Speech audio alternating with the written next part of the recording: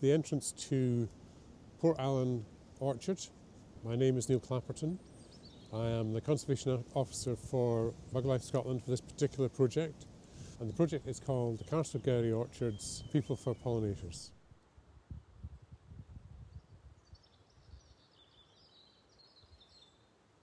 We're looking to take some of these historic orchards that are perhaps 300 or at least 200 years old, revive them, but particularly for invertebrates as well as human beings.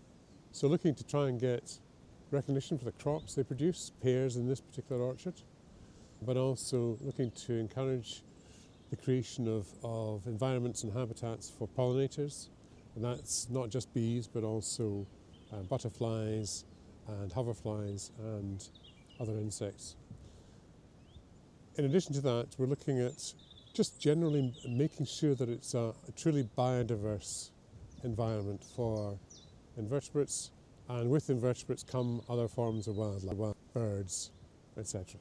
It's very much a holistic project, so it's not just looking at the trees, it's looking at the ground, what's planted, and also things like the flowering period, the length of it, the diversity of flowering plants that are situated here, so that we meet the needs of a whole range of different insects and other creatures.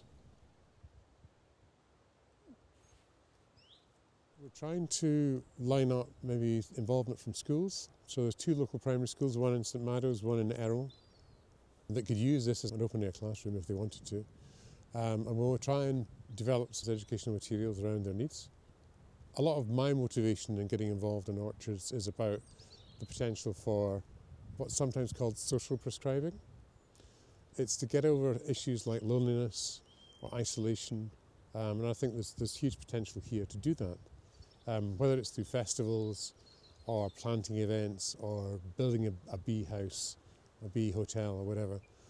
I think this is going to be really quite a special place to come. And it's very useful, as you can tell.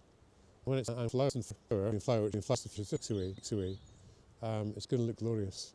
So it'll be a pleasure to the senses in many ways. This orchard was originally established in the early part of the 18th century, so 1700 and something. A mixture of apples, plums, damsons, but particularly pear trees. So in keeping with that, we're looking to introduce some apple trees, but also concentrate on the planting of new pear trees that will grow to a standard size, so a big tree. Because what we're looking for is longevity here. We're planning 100, 200 years ahead to try and make sure that we provide continuity of veteran trees. That is, trees that have veteran characteristics like holes in them and rotting heartwood, broken branches, etc. Things that look perhaps like the tree is actually in distress, but actually mark a very important period in the tree's life. This tree looks as though it's old enough to be part of that initial planting. What's lovely about this particular tree is that it's still producing tons of fruit. It's very strong. You can tell by the way that the tree itself is sort of covering areas of damage that it's able to still stand up. But in amongst it, there's all this dead wood, and I can stand inside the original footprint of the tree. And it's become a home for hundreds of beetles and moths and all sorts of other bugs, flies. It's become really a very special habitat for particularly quite rare species that rely on veteran trees. And this is why one of the reasons why this orchard is so special. It has loads and loads of these old trees.